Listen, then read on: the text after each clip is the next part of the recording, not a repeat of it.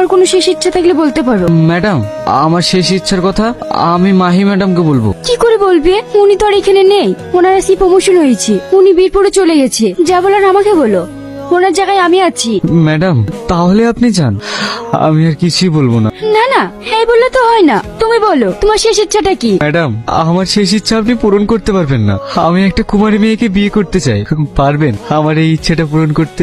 তুমি কি বলছো? পরশুদিন তোমার ফাঁসি, এই সময় তোমাকে কে বিয়ে করবে? আমার শেষ ইচ্ছার কথা আপনাকে বললাম, ইচ্ছা হলে পূরণ করবেন, না হলে করবেন না। ঠিক আছে, আমি দেখছি কি করা যায়। এটা অসম্ভব চাও স্যার, এটা কখনো হয়? হ্যাঁ স্যার, কাল কি যার ফাঁসি, আজকে তাকে কে বিয়ে করবে? চুপ করো তোমরা। একটা ফাঁসির কয়েদি নিজের শেষ ইচ্ছা প্রকাশ করেছে, সেটা পূরণ করার দায়িত্ব আমাদের। একটি বিশেষ ঘোষণা, এক আসামির কাল ভোর 4:10 ফাঁসি।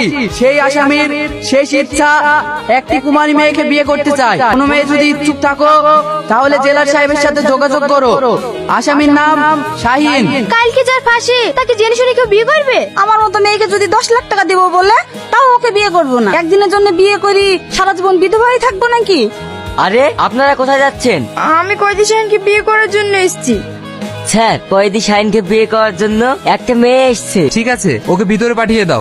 মোসাম্মদ সালমা খাতুন স্বামী রূপে তোমাকে গ্রহণ করেছে, তুমি কি তাকে স্ত্রী রূপে গ্রহণ করলে? আলহামদুলিল্লাহ, কবুল করিলাম। আলহামদুলিল্লাহ।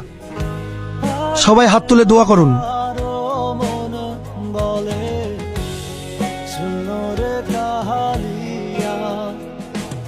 হে ঘর, আজ তোমাদের জন্য, যাও।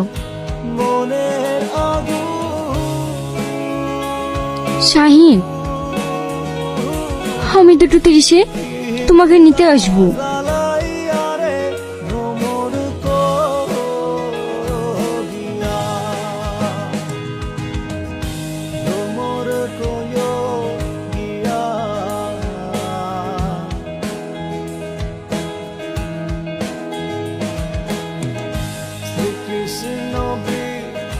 কি হলো?